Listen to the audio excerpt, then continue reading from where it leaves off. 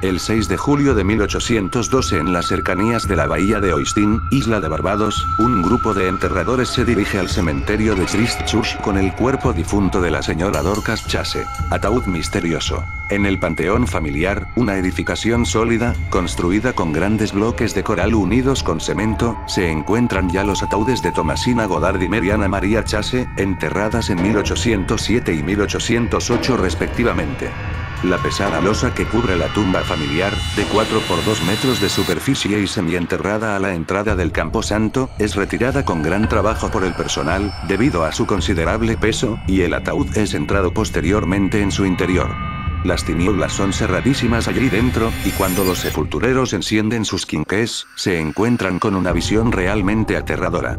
El ataúd de Mariana María había sido movido hacia un rincón y el de la señora Goddard se encontraba ahora pegado contra la pared opuesta a la entrada.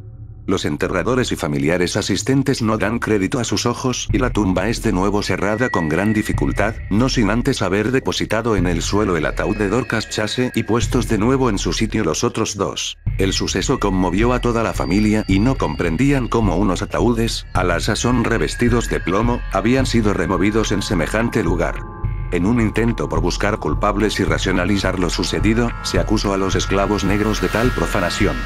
Se sabía que los negros habían asistido al entierro de la primera hermana Chase y que era poca la simpatía que tenían por el patriarca Thomas Chase, cuyo comportamiento cruel y tiránico había llevado al suicidio a su hija Dorcas.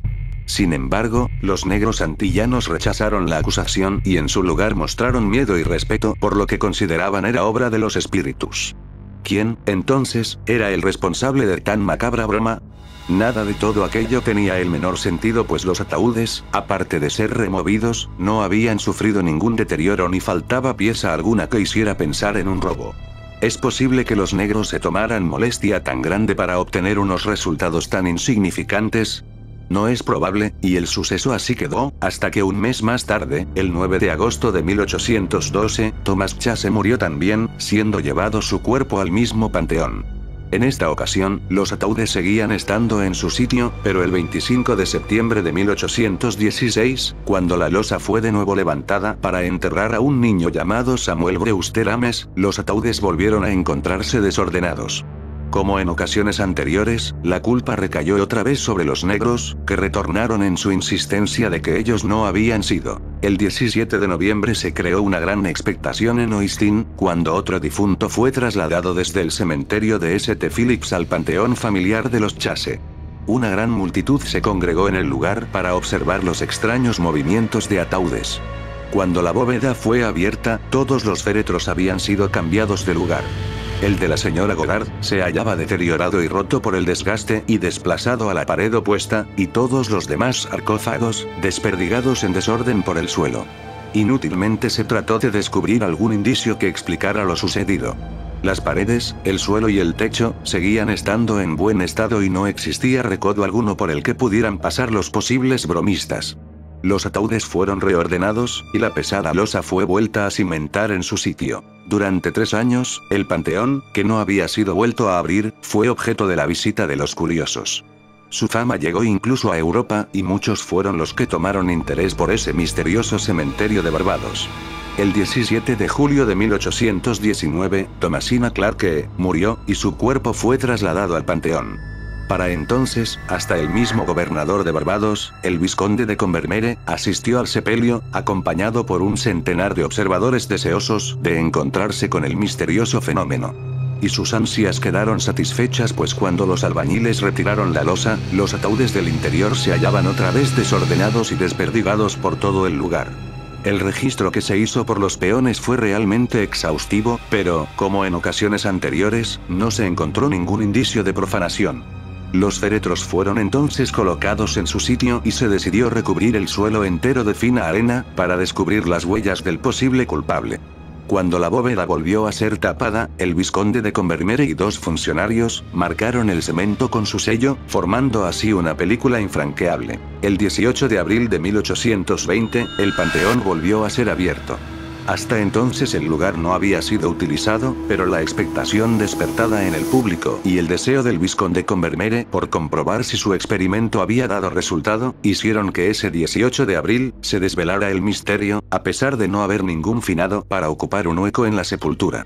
El vizconde Combermere, acompañado del honorable Nathan Lucas, el secretario de Gobernación, Mayor J. Finch, el señor Rowland Cotton, el señor R. Boucher Clark y el reverendo Thomas Orderson, se dirigieron al cementerio de Christchurch, con un grupo de asustados peones negros, dispuestos a levantar la losa. El vizconde Combermere, gobernador de Barbados, supervisó cómo se cerraba y sellaba el panteón el 17 de julio de 1819 tras enterrar a Thomasina.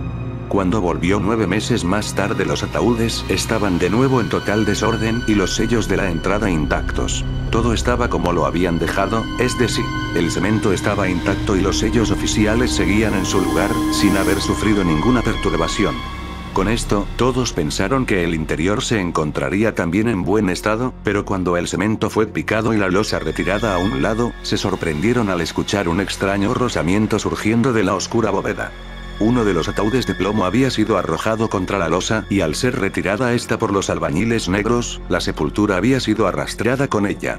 Los cada vez más aterrorizados negros comprobaron que el ataúd de Mariana María se encontraba ahora empotrado en la pared del fondo, y de tal manera, que incluso el muro había sufrido daños.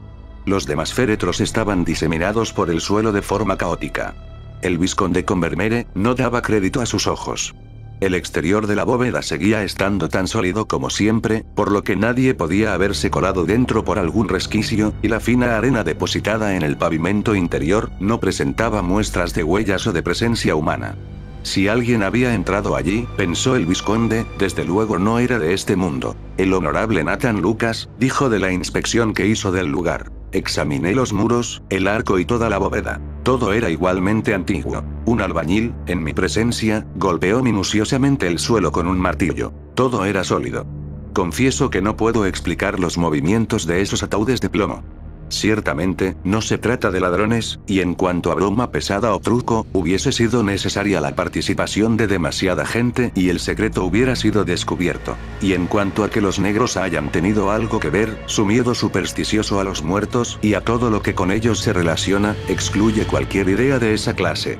Todo lo que sé es que ocurrió y que yo fui testigo del hecho. Desde aquel día, los ataúdes no volvieron a dar motivos para el misterio, pues todos ellos fueron sacados de la bóveda y trasladados a otros lugares del cementerio. Jamás se llegó a saber qué ocasionó semejante suceso incongruente y nunca más se le volvió a dar publicidad. Una multitud de teorías surgieron en aquella época, tratando de solucionar el enigma, pero ninguna era lo suficientemente sólida como para validarla. Se habló de pequeños seísmos, de negros vengativos, de bromistas recalcitrantes, pero todas fueron desechadas por falta de consistencia y de pruebas. El misterio continuó así, y aún hoy se sigue hablando en Barbados del misterio de los ataúdes deslizantes.